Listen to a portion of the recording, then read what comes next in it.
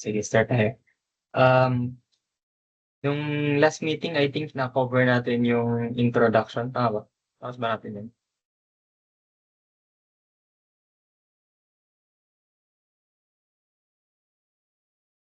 Wait lang, ako lang yan.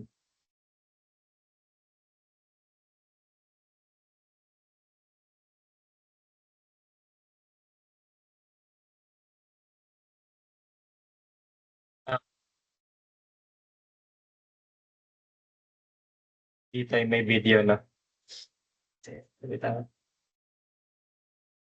Ayan, so,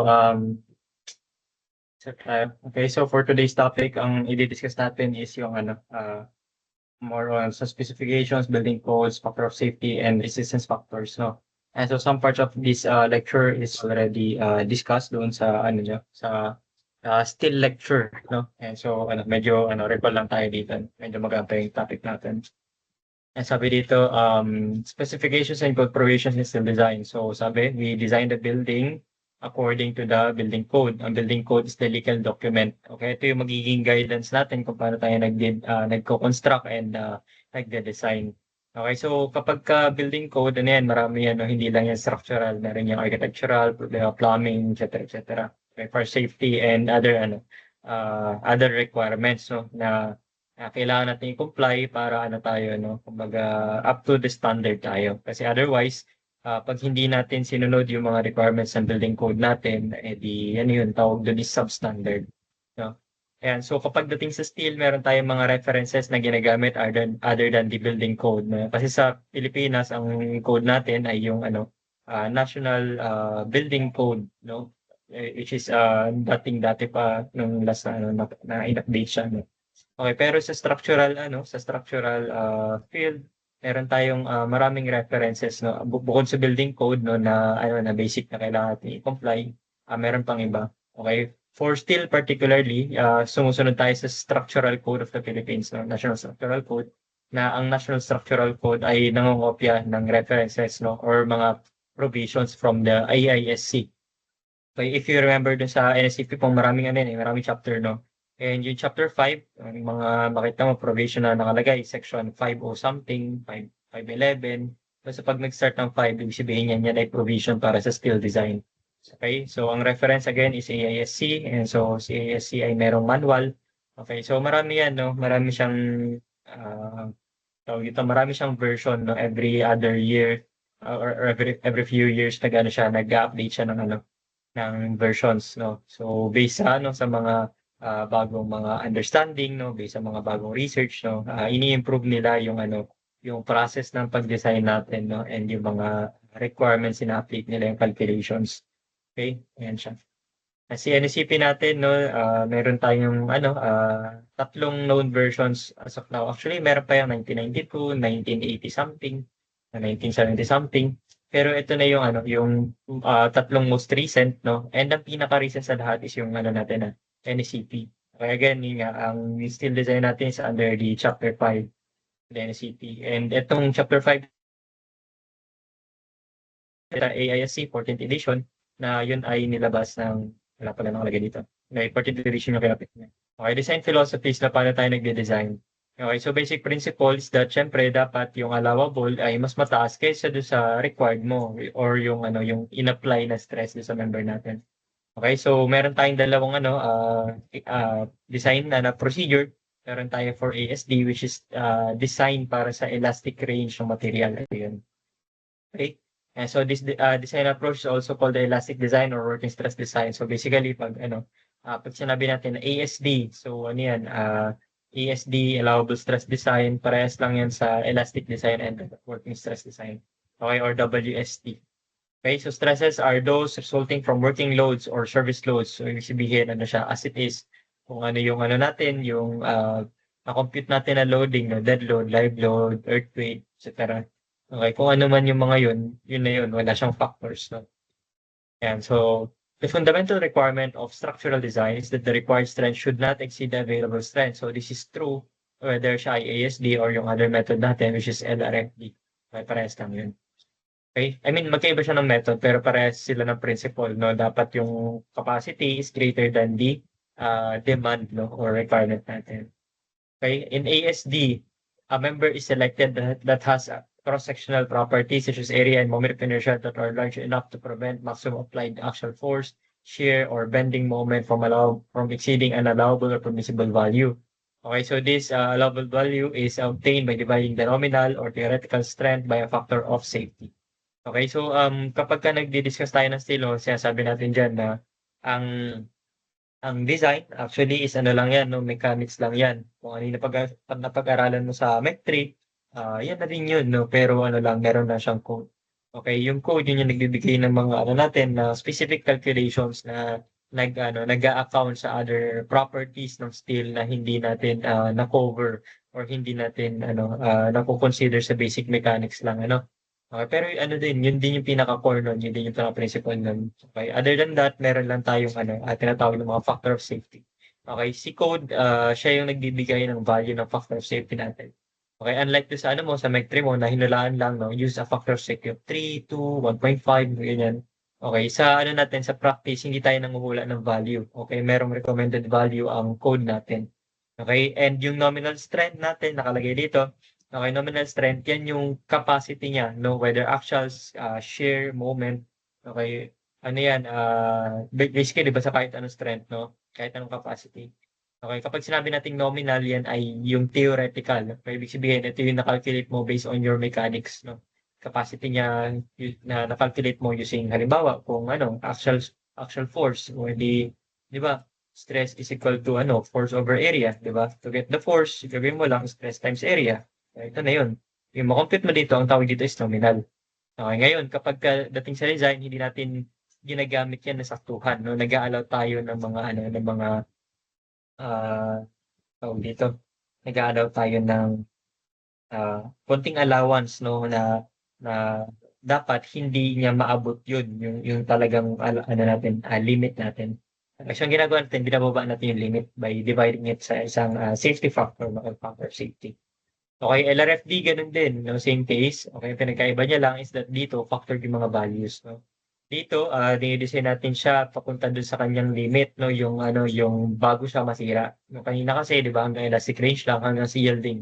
Okay, pero kapag ka LRFD, yan na, kinoconsider natin yung other limit states niya, like fracture, yielding, buckling. Okay, and so, dito sa LRFD, kaya siya tinawag na LRFD kasi ang ibig sabihin is load and resistance factor design. Ano yun? May yung load, may factor, yung resistance, may factor din. So, pareha sila may factor.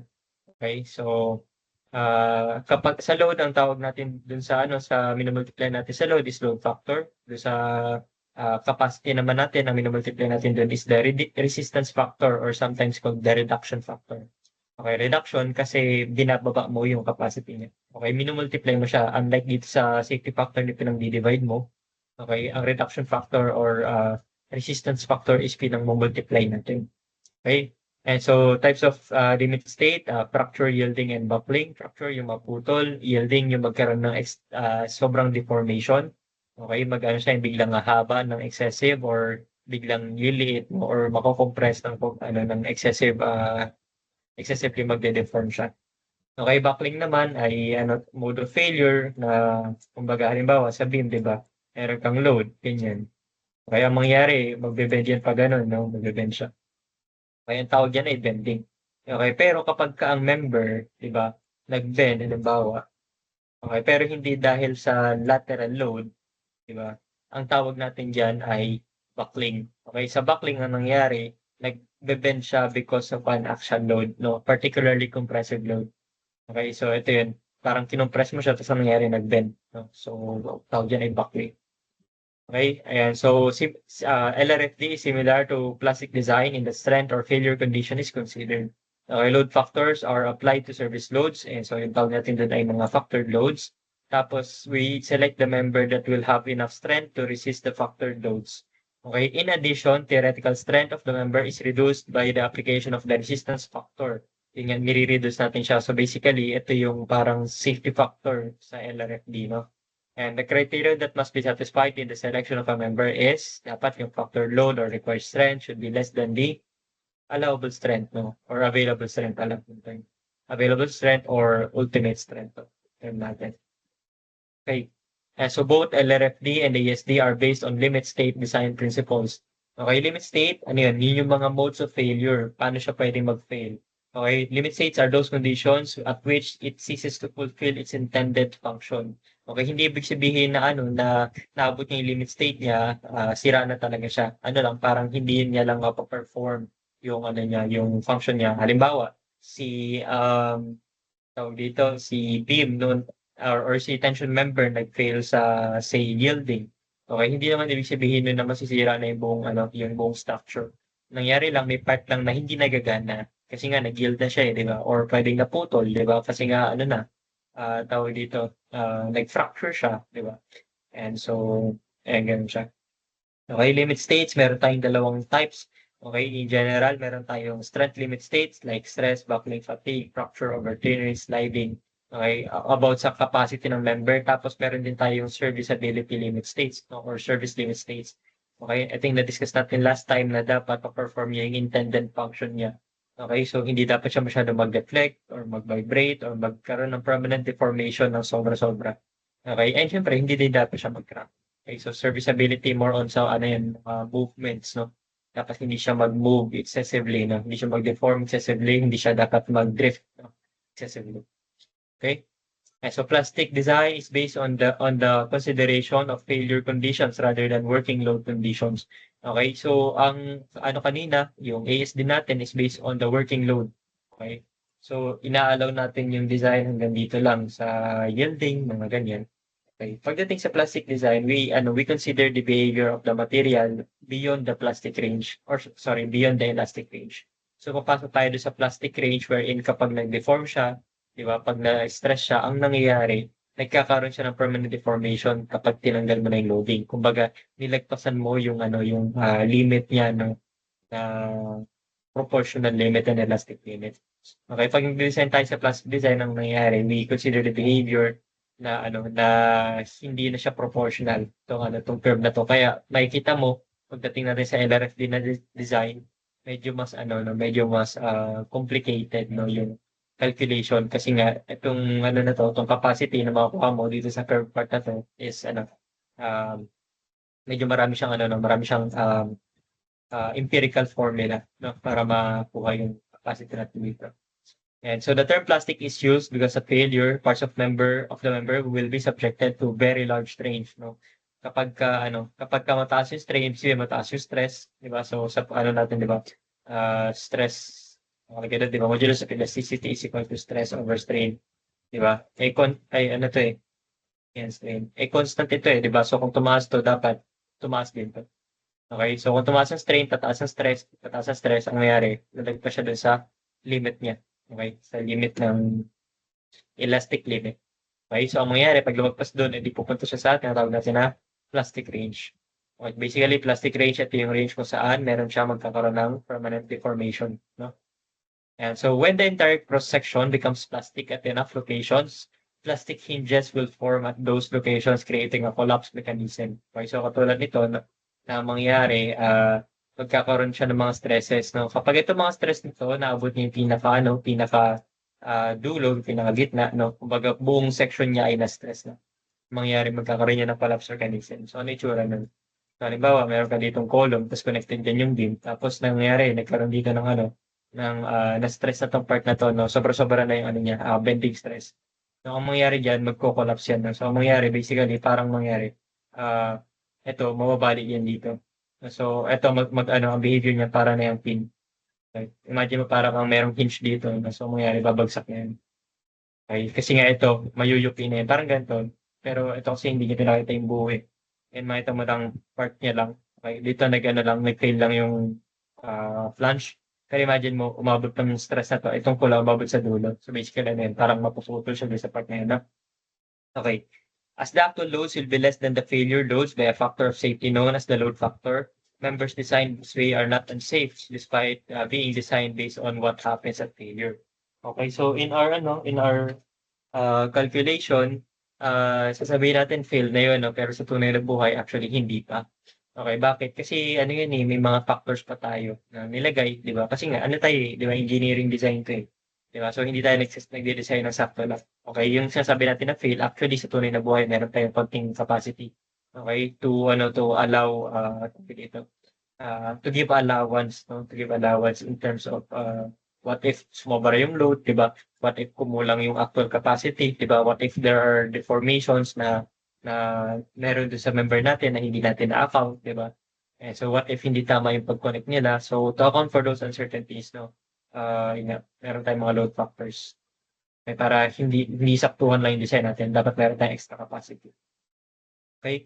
And so sa LRFD, ito yung basic equation natin. R can be any capacity. Di ba pwede siyang P, di ba pwedeng axial, pwedeng shear, pwedeng moment. So itong R na to general na resistance ang ibig sabihin niya. Okay, pwedeng moment resistance, shear resistance, axial resistance. Diba? And so RU is the factor load, VRN is the design strength. Okay, nakalagay naman dyan. Okay, Rn is the nominal strength, no? Kapag minultiply mo siya sa ating resistance factor, ang tawag na doon ay design na. Okay, and yung design strength na yun, yung reduced strength na yun, yun yung ginagamit natin na limit, no, sa calculations natin. Okay, so ngayon yung mga factored loads naman natin, yung RU, paano mo gagawin yun, di ba? So gagawin mo, kukunin mo yung effect ng bawat load combination. Okay, so meron kang iba't ibang loads na i-consider. Meron kang dead load, live load, di ba? Floor loads, roof loads, meron kang earthquake, no? Tapos meron kang fluids kapag ka may mga halimbawa, meron kang tubig, di ba? Tubig, ganyan. Okay, tapos wind pressure, syempre. Funding load, minsan usually hindi kino-consider. Wind load, hindi rin. Temperature, kapag ka nandun ka sa mga tawag dito, mga lugar, halimbawa, na malaki yung effect ng init. Halimbawa, magde-design ka ng building na nasa snow region. Ayan, so halimbawa, magka-project ka sa US. So kino-consider nila yung temperature loads na yan kasi yan eh. 'Di ba? Sa MEC3 natin, pagka uminit or lumamig siya, anong nangyari kung mahaba umiikli yan, no? So nangyari nagkakaroon siya ng mga stresses, no? In addition doon sa mga nakapatong sa kanya. Okay, so we have to account for that. LRF din, sorry, ASD naman, ganun din, no? Pero ang pinagkaiba lang dito, allowable. Itong allowable, wala siyang, tawag dito, yung mga load factors, no? Pero syempre, meron ka pa ring RN kasi ito yung pang mechanics. Pero instead of multiplying yung fee, dito ginagawa natin, dinidivide natin. Okay? Pero dito hindi ito yung gamit natin. Ang gamit natin ay omega, no? Para sa safety factor. Okay, ito yung mga load combination natin para sa ASD. Kung mapapansin mo, wala siyang mga numbers. Okay, bukod dito. Okay, so tatanong ka, sabi mo, sir, bakit ba't ganun? Sabi mo, walang diba, walang load factor. Bakit ito may number? Bakit may 0.75 na multiplier dyan? Okay, ang dito, ang 0.75, yung 0.6 saka 1.4 na yan, ang justification nila dyan is that ito kasi ay hindi naman siya, dito, ina-account natin yun sa probability. No, na kasi itong makukuha natin na capacity dito is yung halimbawa sa earthquake, no? Ito earthquake, itong earthquake na to, ito yung pinakamalaking load na pwedeng mangyari sa kanya. Okay, so dito, to account the probability of it happening, yung certain value na yun, na hindi naman probably mangyayari. I mean, pwede mangyari, di ba? Pero malamang sa hindi siya mangyayari. Okay, which is, yun nga, to make the design more economical, parang pumupusta sila na sige, okay lang kahit hindi natin i-consider yung ganitong kalaking earthquake load. No? So, mababa naman yung chance na mangyari yan. So, gumawa sila ng value that's acceptable. So, ang ginawa nila, pinababa nila yung earthquake load na yan. Nag-divide nila ng 1.4. Okay, for wind naman, ang ginagamit natin is 60% lang, no? Para sa wind design. Okay? Which is, tawag dito, okay lang ba yun? Ayan, so, okay lang, di ba? Kasi itong mga load naman natin, kapag nangyari, hindi naman sabay-sabay talagang lalabas yan. I mean, pangalan nito. Hindi naman yan sabay-sabay na naka-maximum value, no? And tapos, sa capacity, may reduction factor ka pa, di ba? May safety factor ka pa. So, kapag na-design mo siya ng tama, di ba? Considering na tama yung loading mo, yung calculation mo, kahit meron siyang mga reduction dito, yan, safe yan. Okay, sobrang baba ng chance na mag-fail siya kahit tama yung design. Sobrang baba ng chance nun. So, kung mag-fail man yun, And so sobrang ano na yun, sobrang dilubyo na yun, sobrang malaking mali na yun kung magkaroon na ng failure. Okay? So resistance factors versus safety factors. Okay? And so the design strength, VPN, halimbawa ito, okay, VPN, and the allowable strength, PN over omega of tension member shall be the lower value obtained according to the limit states of tensile yielding in the gross section and tensile rupture in the next section. Okay, so ito siya in general, no? Yan. Tapos ang nangyayari dito, and kapag kukunin natin yung capacity niya, kunyari mag-ESD tayo, ang gagawin natin yung ano, yung capacity natin, i-multiply natin ng 0.9 kung LRFD, i-divide natin siya ng 1.67 kung siya naman ay ano, ASD. So, ganyan lang. So siguro ano, mas ma-discuss natin 'to pagka ano, nandiyan tayo sa um, lecture natin para sa ano, tension members. So basic naman yan, no? So basic lang yun. Multiply mo lang siya. Okay? Ayan. Ayun, that's it for lecture 2. Ayan, baka may ano, baka may questions kayo, no? Wala naman. Lahat ba, ano? Lahat ba kayo nakapag-still lecture na? Still like? Sinong nagta-take na still like ngayon? Lahat pasado na. Okay. So, I assume alam niyo na 'tong mga 'to, no? Kasi nasa still lecture 'to, eh. Actually, nire-recap lang natin. And sige, proceed tayo sa ano, structural steel shapes. So, based on AASC. So, AASC, ito yung ano, fina-follow natin, no, in terms of standards. Okay. Standard shapes nila, yan din yung ginagamit natin, no? So, first, structural shapes made on the United States were angled irons rolled in 1819. Okay, I-shaped steel sections were first rolled in United States in 1884, and the first skeleton frame, which is the Home Insurance Company building in Chicago, was erected in the same year. No? And so ito yung ano, sample ng I-beam natin, no, or I-shape. No? And so may iba't ibang types of I-shape members. No? Meron tayong tinatawag na wide flange, merong American Standard, S-shape, tapos meron tayo ng M-shape. No? And so the properties of structural steel materials are standardized by ASTM. Ito yung susundan natin, no?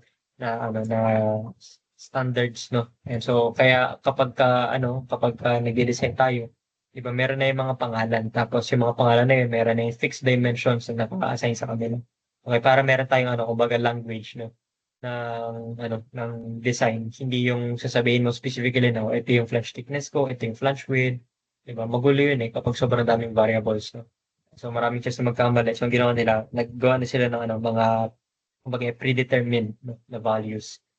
Okay, so numerous standards are available for structural applications, no, generally dedicated to the most common product families. No. In general, structural steel shapes and materials can be divided into this. No. Meron kang hot rolled, may products, no, yung mga flat lang. Okay, sheets, yung maninipis na flat. May fasteners, mga pang-connect, no, built-up sections, yung mga hindi standard shapes. No. Kumbaga pinagtagpi-tagping mga standard sections. Okay, so W shapes, ito, wide flange, no, is the most, dito meron tayong iba't ibang ano, materials na ginagamit, no. So, meron tayong ano, A36, meron tayong A992. So, A992 is the most commonly used steel grade for hot rolled and W shaped members, or rather, hot rolled W shaped members. Okay, so this material has a maximum minimum yield stress of 50 KSI and minimum tensile strength of 65 KSI. Okay, sa ano, ito sa US 'to ginagamit, no, madalas. Okay, so kapag nagkaroon ka ng project sa US, if ever, no, so usually ang preference nila for wide flange is A992 ang specification. Ngayon dito sa Pilipinas, usually A36 ang gamit natin, no? Medyo mas mababang ano, mas mababang capacity. Okay, so ano yan, no? Sa A36, try mo 36 na 36 times 6.9. Kaya natin. Yung pangalan na yan kasi may ibig sabihin yan. No? So 36 times 6.9, pang-convert yun ng ano, to MPa. No? And 36 KSI times 6.9, and so 248, so ito yun, yun yung yield strength. Okay? Ang ano naman, ang ultimate tensile strength naman niya is 400 MPa or 58, no? 58 times 6.9. So standard yan, no? Standard property yan ni A36, and usually sa mga sample problem natin, ito yung gagamitin natin. Ano? So, point is, solohin mo yan. Kasi ano yun, default natin yan eh. Even if not stated, yan. So, dapat alam mo yan. Sobrang common kasi ng E36. And tapos, meron tayo ng iba't ibang types, no? Meron tayong W shape, no? M shape, S shape, W shape, wide flange. Okay, kapag American Standard yun naman, no? S shape, bukod sa mas maliit yung flange niya, ang ano niya dito, ang flange niya ay sloping din. Ito kasi halos flat, no? And so, sloping at 0 to 5%. Pero sobrang liit ng 5% slope. Okay, kumbaga, halos flat ito kumpara dito sa S shape, no? Kasi kapag sa actual na kanina, Um, ito yung itsura niyan. Okay, pag ganyan yan, medyo nag-curve siya, no?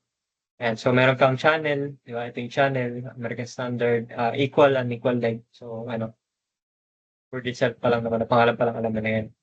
Yan. Tapos, meron kang WT. Ano yung WT? Okay. WT ay W section na hinati sa gitna. Okay. Itong top part, no? So, yun yung T-shape niya. Okay, so meron din yung parang W section din yung pagpangalan sa kanya, no? W8 by something, no? W8 by 20, ganyan. Okay, M shape and S shapes are produced up to now in ASTM 836 steel grade. Okay, from some steel producers, they are now available in ASM 572, which is grade 50. M shape with atmospheric corrosion resistance characteristics can be obtained using this ASTM standard. Okay, so iba lang yung code niya kapag M shape siya. Okay, channels or MC shape, so uh, alam mo na yun, letter C, no? Ayun, kung mapapansin mo dito, no, yung channel natin na hot roll channel is, makita mo, sobrang kapal niya. Okay, hindi yan yung mga normal na nakikita mo sa mga project sa bubong, ganyan. Hindi yan yun. Okay, so mga structural members ito, no? Structural sections, no? Pwede mo yung gamitin na poste, kaya pwede mo gamitin na beam. Okay, hindi siya yung hindi siya yung basta pang purlin lang, no? Okay, usually, ito ay available sa 836 and sometimes sa 572. Okay, itong mga grade na ito, usually, ang nag-dictate niyan is preference ng client. Okay, pangalawa, pwede rin siyang depende sa availability. Kung doon sa lugar, di ba, merong kaya mag-manufacture nun, hindi yun yung gagamitin. Okay, so more on preference and availability ang nag-dictate ng anong gagamitin. And tapos, HP shapes, no? So basically, parang lang din siya, no? Kumbaga, another category lang siya ng white plant shape. No? Tapos, angles, alam mo na yun, angle, no? So, pa-L, no? So, kapag ka sa, sa STAAD or ETABS, no? Usually, ang pangalan niya, naka-L. Kunyari, 3 by 3 by 1/8. Yung sabihin yan. Okay, 3 inches by 3 inches by 1/8, di ba? And so, sometimes, unequal yung legs. Sabihin, L6 by 4 by 1/8. So, yung sabihin yan, long leg 8, long leg 6. Okay, short leg 4, thickness is 1/8. Okay? Kapag trusses natin, no, usually kapag malalaking trusses, no, halimbawa, didesign ka ng planta, yung bubong niyan, no, malalaking trusses niyan, no.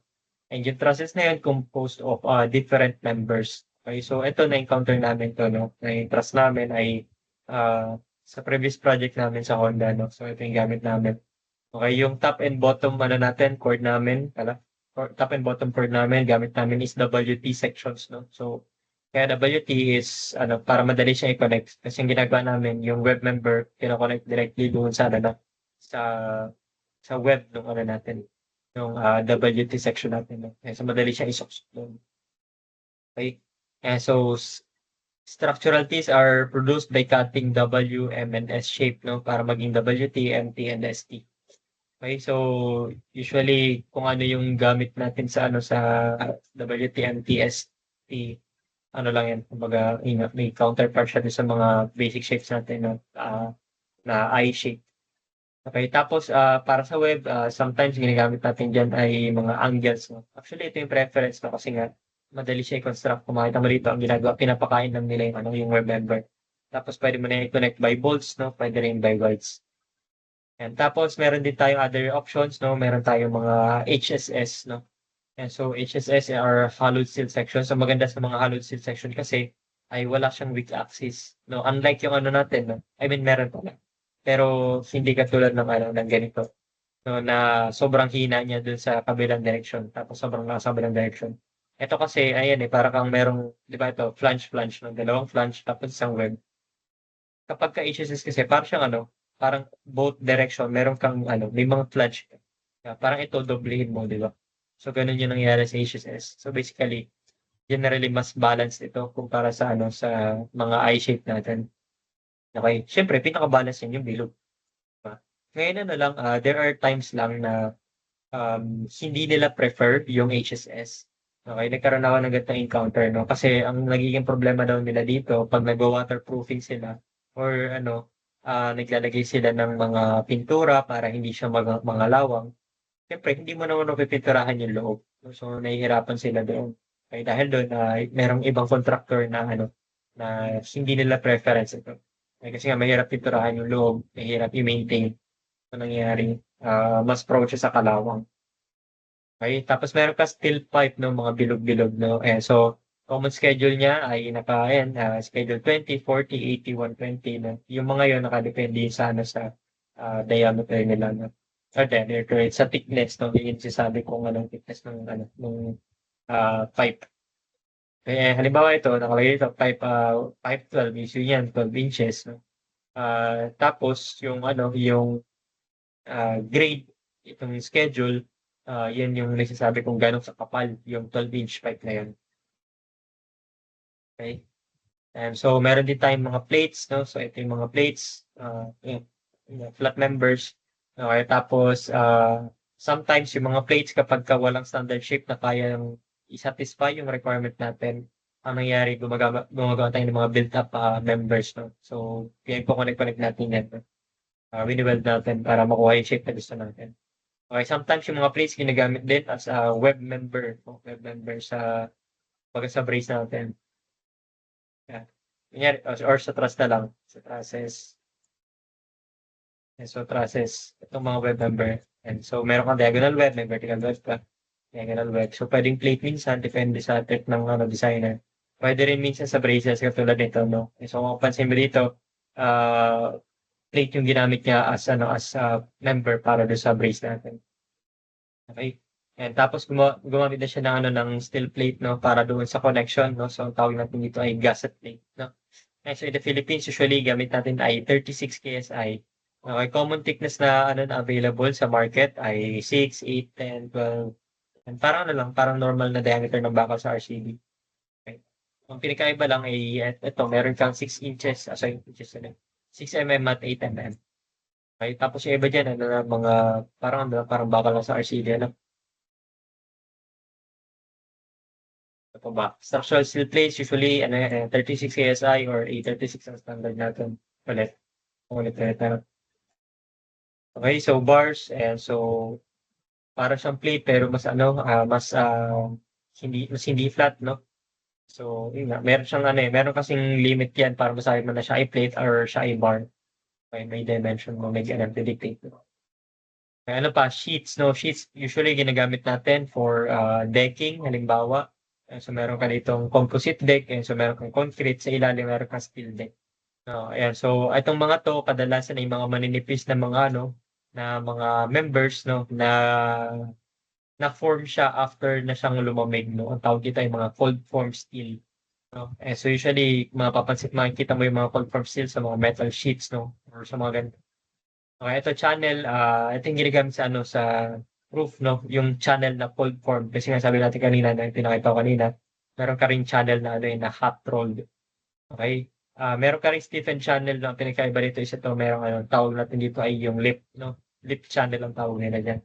Okay, so sa ibang bansa, for some reason, trip nila to, yung Z. Hindi ko alam kung ano advantage nito over the other na. Pero, ko, yung client namin last time, ito yung trip niya, yung ginagamit niya sa roof. So, pero sa atin kasi di ba commonly letter C ang gamit natin. Okay, so hindi ko alam, baka siguro isa pa construction or siguro availability. Pero yun nga, meron tayong Z na version ng Perlin na yun. Okay, ito mga unusual na ito mga to. Pero angle yan, alam natin yan. Cold form light gauge steel shapes, and so Ayun nga, sample ito, metal deck. And so these are made by bending thin sheets of carbon or low alloy steels into almost any desired cross section. Okay.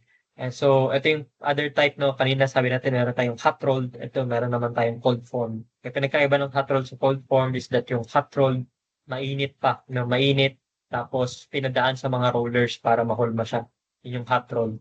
Okay, cold form naman, ito ay mga ano, mga malamig na, 'di ba? Malamig na 'yan. Yero 'yan eh, para yung yero na flat. Tapos para ma-form siya, ang ginawa niyan, tinupi-tupi 'yan, no, para makuha itong mga shape na ano, nakalagay dito. Okay? And so maninipis lang 'yan. Sabi dito, these shapes which may be used for light members in roof, floors, walls vary in thickness from about 0.01 inch up to 0.25 inches, no? Thinner shapes are most often used for some structural panels, no? Pang ano, ah, pwede pang cladding, ganyan. And so though cold working does reduce ductility somewhat, it causes some strength increases. Kaya kapag ka tawag dito, isa sa mga advantage daw ng ano, ng cold working is that kapag kinold work mo kasi ano eh, parang, 'di ba, yung original shape niya, ano eh, or original setting ng mga material, fix na yun eh, 'di ba? Malamig na yun eh. Kapagka binend mo siya, ang nangyari na mabawasan yung ductility niya, meaning ano, parang nagagamit mo na yung ano, yung initial capacity niya for bending. No, na ang ano naman, ang other tawag dito, ang naging advantage naman niya is that ano, yun nga, nagkakaroon ng strength increases in a way na dahil ano eh, hindi na siya basta flat eh. Ang nangyari, ano, 'di ba, corrugated na siya. So meron na siyang ano, parang additional moment of inertia, 'di ba? Dahil doon sa shape na kinuha natin or finorm natin para sa kanya. Okay. Yan, hindi, kumbaga hindi na siya thin sheet lang, 'di ba? Kasi syempre kung sheet lang 'yan, madaling mabend 'yan, 'di ba? Pero dahil ginawa mo ng corrugation, 'di ba? And other bending diyan. So meron na siyang ano, additional moment of inertia which translates to additional capacity. Okay. Fasteners naman ito yung mga pang-connect natin. So sa mga bolts, usually ang gamit natin is again, maraming specification na pwede mong specify sa project mo.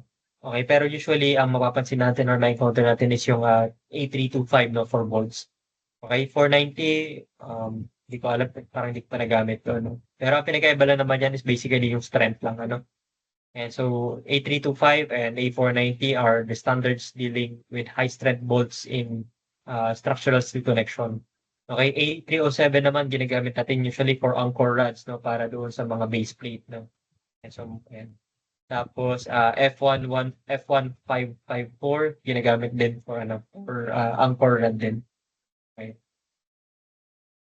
Built up, ito naman ay mga ginagamit natin, no, or or we use these built up shapes kapag halimbawa nagde-design ka tapos walang available na section para doon, no? Kumbaga, um, yun nga, hindi available eh. Kumbaga, wala sa hulog yung availability. Yung next lower shape sobrang baba ng capacity, tapos yung isa naman ay yung next upper shape naman is masyado ng malaki. So pwedeng gawin mo mag-build up ka, no? Mag-invento ka ng sarili mo section, no? Usually we use built up shapes ano. Halimbawa, meron kang ano, I shape, di ba? Meron kang wide flange, tapos kung hindi kaya, gagawin, magdadagdag ka dito ng plate, no? I-weld mo yan or i-bolt mo yan, no? Para magiging ano siya, parang additional moment of inertia doon sa section. Okay, sometimes naman, kung ayaw mong magdagdag sa wide flange, gumagawa tayo ng ano, ng wide flange na base sa plates. Kumbaga, tapos ito din. No, plate yung mga flange mo and web mo, tapos i-connect mo yan through welding dito sa mga joints. And so built up din ang tawag dyan. Okay, pwedeng maraming plate na pinagdugtong-dugtong, pwede rin namang ano, mga known shapes na pinagsama-sama. Okay, built up lahat yun. Okay, basta anything na out of the standard, okay, ang tawag doon ay built up shape. Okay. And so so far, any questions ba? Wala naman, no? Sobrang ano lang, no? Sobrang basic lang. Okay ba natin?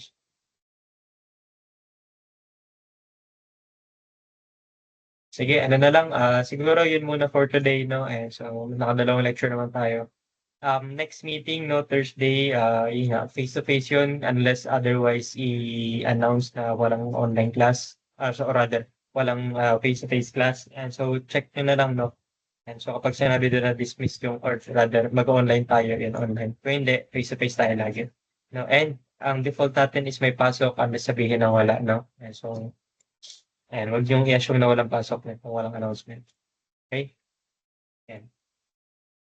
I think that's it for today and so on tayo sa lecture 2 and 3. So upload ko na lang din yung copy nito sa Blackboard tapos check niyo na lang 'no. And so kung nagno-notes kayo, edi ayan, so check niyo do'n tapos mag-notes kayo 'no. Ayan. Tapos, ayun, yung mga ano, mga na-late na attendance, so magre-refer na lang ako dito sa attendance sheet dito sa ano, sa MS Teams tapos bigyan ko na lang kayo ng attendance depende sa ano, sa time kung ilang minutes kayo naka-attend sa meeting niyo. Yun lang, sige, kung wala ng tanong, and that's it for today, and so thank you.